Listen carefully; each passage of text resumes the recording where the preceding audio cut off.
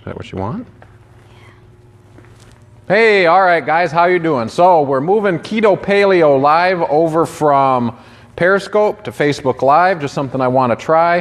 Hopefully that it's a little clearer and a little more straightforward and more people can get to it, because we're having people trouble downloading Periscope and trying it again across multi-platforms. And then when I go to download it or record, it's all compressed, and then by the time I get it to YouTube, it's a real shaky video. So hopefully this offers a little more for you, and it'll be a little clearer and reach a little broader audience. Okay, so my number one question, and the one that I continually get is, how do I set up my keto program? How do I set up my paleo program, etc.? So just to reiterate for those that are really new to this, and the way I define it is the paleo is more like a grocery list. It's all the foods that we had during our evolution, or anything that you could hunt or gather. And those includes, meats, fruits, vegetables, nuts, and seeds. Okay, so that's your grocery list. And then what is a keto diet? A keto diet is a diet in which you adjust your macros, which is fat, protein, carbohydrate, to a point where you put yourself in a state of nutritional ketosis. And that's where everyone seems to run into issues, okay? Everybody says sideways? Okay. All right, so we're going to do it this way. This may not work. I may end up trying going to YouTube Live, okay, just for more clarity. But anyway, let's just get through today's Keto Paleo Live for you. So we're going to talk about how to set up the ketogenic end of it. And if you guys want my Eat, Don't Eat sheet, just message me and I can send that over to you. I have it on a PDF. One side of it's all the eat foods that I currently recommend. On the other side's all the don't eat foods that I don't recommend. That's free. I'll just send it to you, okay? And it's just currently my personal recommendations on that. So we're going to talk about setting up a keto program, or when you guys research it, all the different things that you run into. And most of the time, people are looking for weight loss, or how to figure out for weight loss, or fat loss, I should say. Just so you know, there are other reasons to go on a ketogenic diet. A lot of them is for people who maybe don't want to lose weight, want to maintain weight. There's people who want to gain weight even. There's also people who have different metabolic issues or metabolic illnesses, epilepsy in kids. You'll sometimes stumble across articles on that. You're seeing more and more research done on type 2 diabetes, reversing that, which is completely food related. Type 2 anyway, at least 99% of the time. Also, kids, and a lot of research going into cancer and ketogenic diets and stopping cancer, and it's tracking. The idea behind that, real quick, is that cancer proliferates off of glucose, and without glucose it starves, because it can't. It's a newer, modern metabolic disease, and it never adapted to ketones like most of our cellular biology. So, anyway, that being said, I put some basic math up on the board, and like I said, people attack this a couple different ways. Athletes attack it a different way.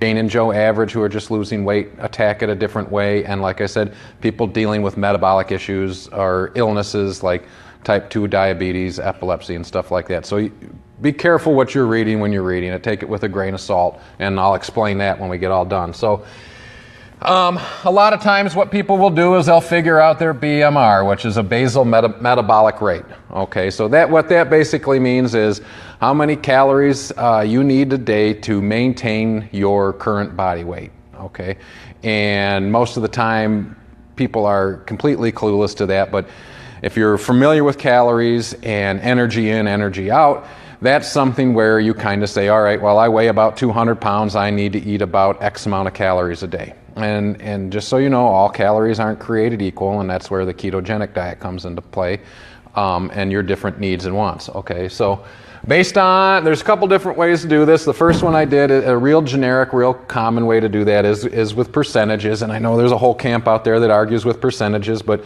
a lot of times people just need a place to start, right? So if you figured out your basal metabolic rate to be about 2,000 calories a day, and you wanted to break that down into your 3 macromolecules being carbohydrate, fat, and protein, for those of you that are really new to this, okay? And the caloric intake associated with it. So a common cookie cutter percent way to do it is 5% of your calories will come from carbohydrate, 25% would come from protein, 70% from fat.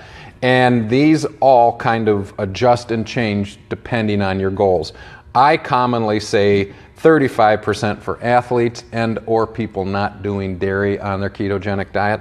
And then this would be 70 and 60. So you have a basal metabolic rate to establish what your current calorie count is, and you want to have some type of deficit if your goal is to, in fact, bring that body fat level down. Okay, so keeping your carbohydrate in the 5% range, or for a lot of people, and the next problem we're going to do is under 50 grams of carbohydrate a day will put your body into a state of nutritional ketosis, which is not ketoacidosis. So don't tell your doctor and have them freak out on you. You get two different things there. Tell them to look it up. So back to our normal problem, then you have to create some type of calorie deficit. And this is the other question I always get. Do I put my calorie deficit up here at the initial 2,000, or do I put it down at the bottom? Honestly, and we'll explain this at the bottom, it's going to depend. Okay, so this is your energy and this is your energy. I've significated that with E prime. Okay, so, and this is for hormones, muscle, tissue maintenance and building. Okay, protein, carbohydrate, protein, and fat. When you have a carbohydrate deficit, and what we're trying to do is play an insulin response game there, we have that under 5% of your daily caloric intake. This is going to be your lever for fat loss. Okay, so this is where you can make your adjustment. You can either do it across all three, maybe take a 5 or 10% deficit here, or wait till you figure this all out and then use the fat or your energy as your lever. So ideally what you want to do on a ketogenic diet is burn your own body fat, if that's what you're trying to do, is lose body fat.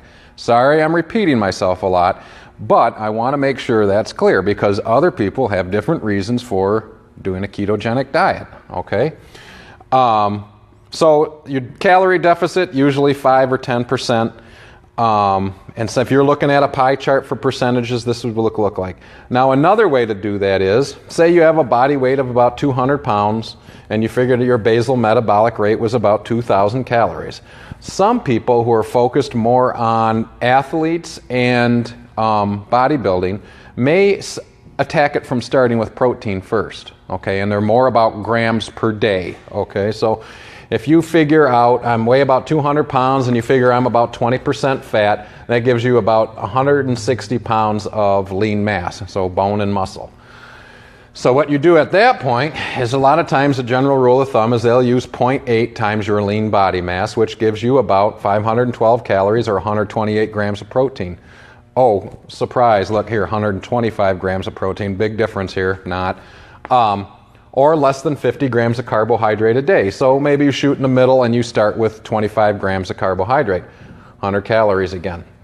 So, which leaves you with a difference of 1388 for total calories, which again, back here with our other formula, we're about 1400.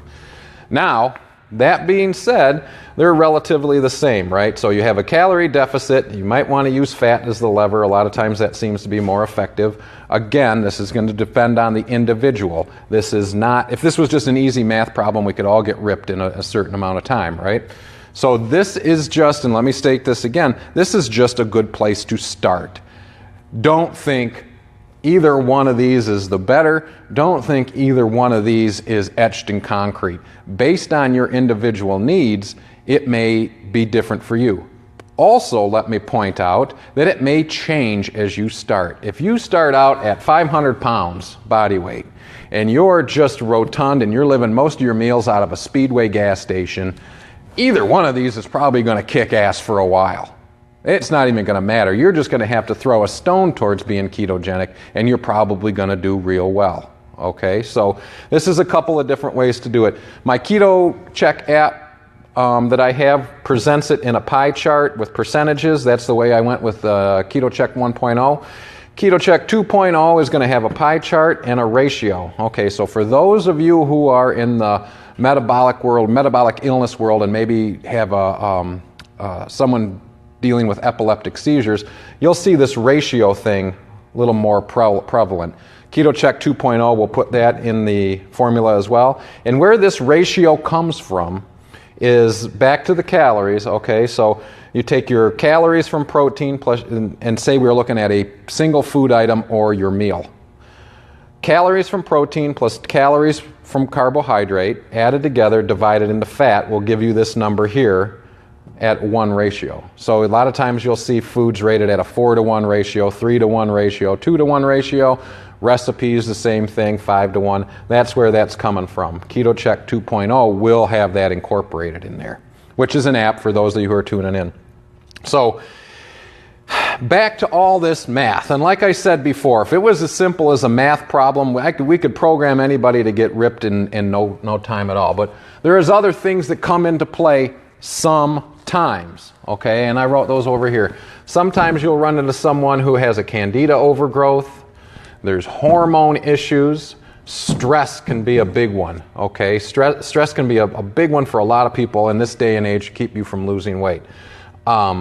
Your body trying to maintain homeostasis. So if you're have a body weight calorie level over here that you're maintaining, and you have calorie expenditure, calorie deficit, calories in, calories out, and all of a sudden you decide to dive bomb this to say 50%, you may put your body in more of like a panic, or sometimes even called a starvation preservation mode, where you just actually eat too little and your body's like, all right, hang on, something's going on, which again goes back to a type of stress, and you may release more cortisol. What is my point of all this? My point is that this is a good place to start. This is a great place to start. But you need a place to start, and you need numbers, okay? Is it etched in stone? Is it concrete? No, it's just not. You have other things that come into play. You are a living, breathing organism, too. Keep that in mind. You are not a checkbook. So if you figure out, maybe you do your math the first time, and you can get away with 25 grams of carbohydrate a day, coming from hopefully real foods, and that works out well for you. That, again, is a number to shoot for. You're not a checkbook. You're not a spreadsheet. It's not like this automatically renews at midnight. So you try to save your meals, your 25 grams of carbohydrate for that one meal a day, because most of your day you're going to be here then, and then you go up, and then you're going to come back down again. Keep that in mind. Your biology, not math. Okay, so all that being said, that's why a lot of times I like to go with the percentile per meal, and just always maybe walk around just a little bit hungry. I mean, that's an old philosophy too. But like I said, you're not a checkbook. This is biology. So take all this with a grain of salt. Use it. I think it's great. It's all great. Don't walk away from this going, yeah, Jamie said it's all bullshit, don't use the math. No, the math is a good place to start, but don't necessarily hang your hat on it.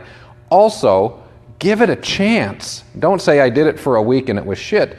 It takes most people 4 to 6 weeks to get into the state of nutritional ketosis. So at least stick with something for about 6 weeks. Keep in mind, though, you may have to tweak it. And like I said before, if you started out at 400 or 500 pounds living out of a Speedway gas station, when you get back down to around the 200-pound mark and your percent body fat is way lower, you may, in fact, have to do everything a little bit different. Okay? So I hope I added some clarity to that, as well as maybe made you think a little bit, but I really hope I didn't confuse you. Again, if you want help with this, we do offer meal plans out of PFP, Fitness and Training Center. I'll be happy to help with that. If you want to take a standard ketogenic or a Paleo Eat, Don't Eat sheet, I'll send it to you. Just message me or email me at jamie@keto-paleo.com. If you want to do a regular keto version versus a keto paleo version, that's all stuff we can help with too. Keto Check 2.0 is in beta testing. We're doing Apple right now. As a matter of fact, I just had a new update for all my testers, and we'll be looking at over this week. Hopefully by New Year's, I'll have the Android and Apple version out. So anyway, this is Jamie, Keto Paleo Live. Hopefully this Facebook thing works out. We'll do it on this venue from now on. Remember, I'm your Keto Daddy, and eat like you care about yourself. All right, guys. Thanks. Have a good Sunday. Bye.